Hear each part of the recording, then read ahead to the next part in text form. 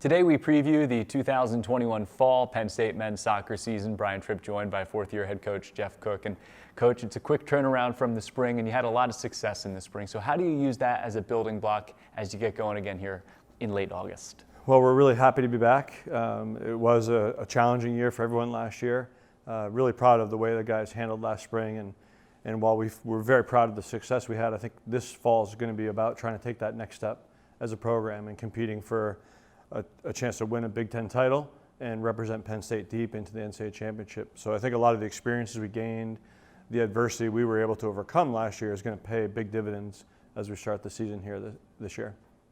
You cannot rely on past success to drive you as you step on the field. It's Correct. a whole new season, but you do have a strong nucleus, and those experiences can benefit a team. Sure. So what do you want them to take out of those experiences and apply moving forward? One of the things we're going to focus on here in the first few weeks of the season is using the positive aspects of what happened last season. We won a lot of games late, won a lot of close games, and we also had some disappointments. The Big Ten final on penalty kicks and a very close game in the round of 16 against Georgetown. So sometimes you have to go through these painful experiences that are not fun, they're not enjoyable, but they harden you.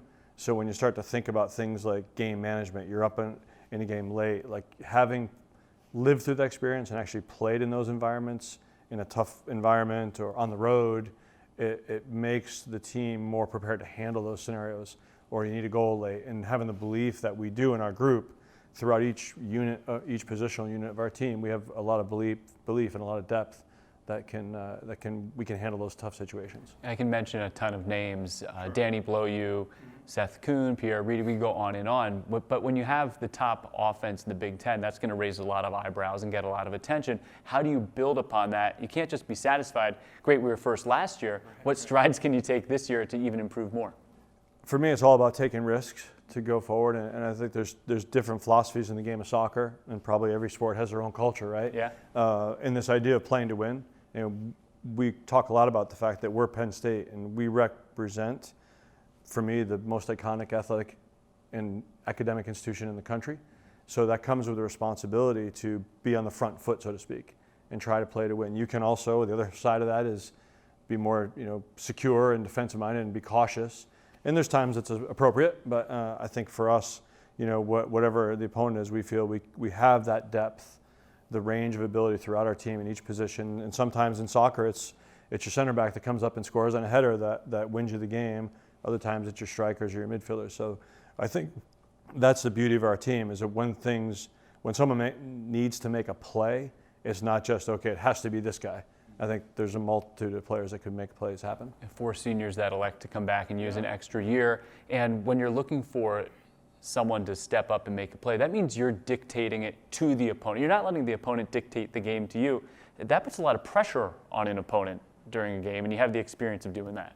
We hope so, and I give a lot of credit to our performance team and to that senior leadership that we feel late in games, as I mentioned before, if the game's close, late, we can assert that consistent pressure to the opponent and try to get that little window to walk through to win the game. How did you handle this offseason with it being the quick turnaround? Tried to play as much golf as I could. But no, joking aside, I think we relied on the guys to take a break. That was one thing we talked about. Typically in a summer where there's a longer off season, guys will play more club soccer outside of Penn State. And we tried to make sure that guys were aware of the need for recovery. We did have a lot of guys come back and work our summer camp, so they had a chance to rebuild their fitness base and get ready for preseason. In our sport, as a fall sport, it's a very quick preseason. It goes by in a flash, the couple weeks that we do have. So it's about regenerating ourselves, getting refreshed, and what I wanted to prevent is the players coming back and feeling like, well, it's the same old, we're just doing this all. It's like one giant long season, so we tried to take a separation. What has to happen between now and when the team first steps on the field against George Mason on August 26th? The all-important thing is what has to happen is no injuries. We have to stay fresh, stay available. We are working hard on our durability. I think we have to also stay hungry and really fight against complacency. And we're having a focus on improving. It's difficult if you say, well, we want to win a national championship. No one's played a game yet, so every one of the 200 or so teams wants to win a national championship, and I think it's going to be their year, right? So I think that kind of, being available, being durable, and focus on improving every day. And if we do that, because we have such a deep core of talent, if we can get all those guys getting 5-10% better week in and week out, we're going to be a formidable opponent as the season goes along. Every team says, then I'll wrap it up on this, every team says they want to win a conference championship or a national championship. But when you've had the success that you've had, there's obviously a lot of truth to it with this program, and the guys buy into that. Is there any hesitancy in setting lofty goals? What does it take for the players then to try to achieve that type of lofty goal?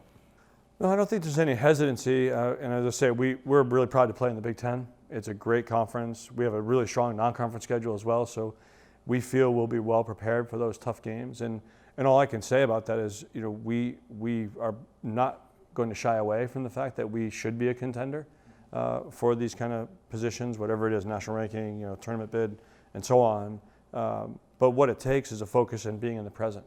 And that's the biggest cliche that there ever was, right? One game at a time kind of thing. But I think when we get ready to play George Mason, we have to be ready to play at our best.